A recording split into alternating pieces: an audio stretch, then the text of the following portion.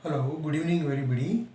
Today I am going to discuss features of Indian psychology within the headline of academic psychology. In our previous videos, we have discussed around 7 to 8 videos related to academic psychology. That means 1970, 80 and 1990s and also 2000s, and also we end up this unit. We just I want to just discuss about some of the characteristics of Indian psychology. Basically, Indian psychology have certain characteristics which, after all we discussed about certain development, how it emerges as a native psychology. So it is better to know some of the characteristics, major characteristics, what kind of characteristics Indian psychology have. That is the one important characteristics as universal characteristics. As we know, Lord Buddha is one good example, because Buddhism is also integral part of our Indian psychology. Though Bhagavad Gita is also have a same level of international effect, or international level impact on world psychology also, we can say. And the same way Buddhism is also expand to Tibet, Sri Lanka and Japan, so some other countries also, so it is worldwide accepted. So universal in the sense here, the even Vedanta philosophy and Vedas and Bhagavad Gita and Upanishads also have worldwide acceptance. And the same way the Buddhism, which spread in Tibet, Sri Lanka and Japan. So the application of Buddhism is widely accepted as modern day. As we discussed in our previous class, that Western psychology, when it failed to address the Indian issues. So where application of Buddhism, we already discussed about Vipassana meditation, and also some noble truth, some other applications which are very popular not only in India but also other part of the world. So, on that context, universal principle is a main characteristic of Indian psychology. We have to be very careful about that.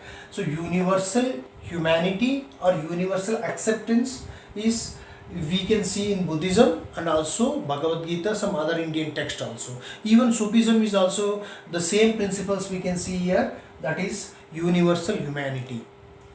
And second जो point है, that is consciousness. As we discussed again, integral yoga, Sri Aurobindo's. So we can summarize that same way. Consciousness is an inner state. So it morely focus on inner state and external self and inner self, as we discussed in our previous class when we talking about integral yoga and Sufism and Bhagavad Gita also some extent. Consciousness and inner state are very important characteristic of Indian psychology. And the third point, spiritual in nature.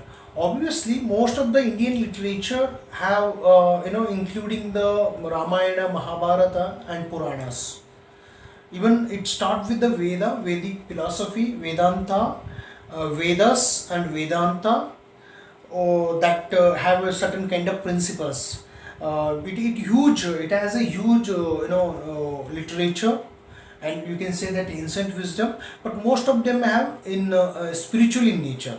But we cannot just deny that it is totally a spiritual. As we know, as we discussed already, Bhagavad Gita, though it is a spiritual, but its application is worldwide accepting right now. Many of the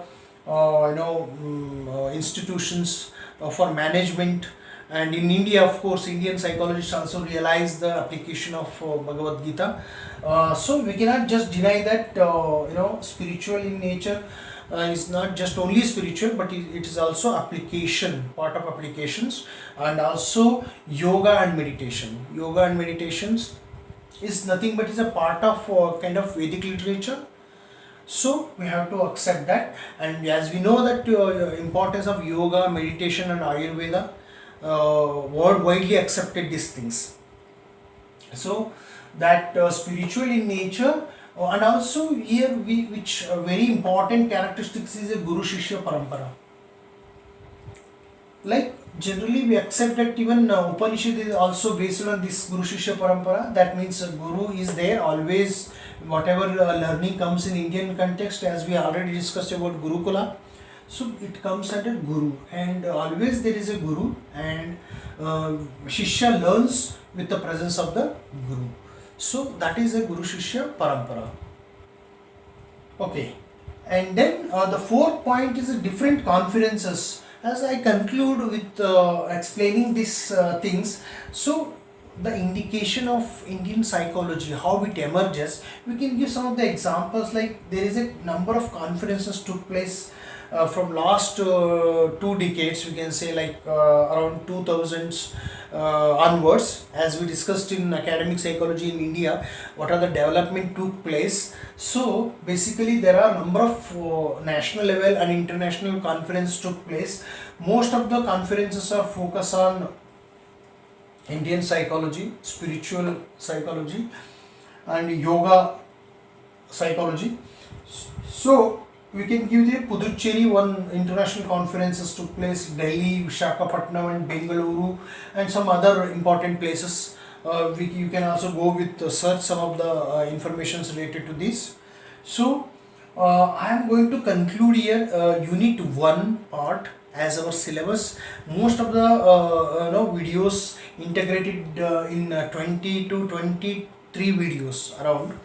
So in these videos I try to best of my level to discuss and support most of the videos, including logically joined with each other. You just go to my playlist to understand a very clear insight about academic psychology or emergence of psychology, Bhagavad Gita, Buddhism and integral yoga. These are things you can have an insight about the subject, at least as you can when you are reading your book. So my explanation is that you just go through that and share and subscribe my videos. After watching that, you find some ideas, and also comment on me, so that I can give more encourage. I can take encourage from you, your comments, so that I can go for the next unit second, which are maybe perception, that I will take next videos.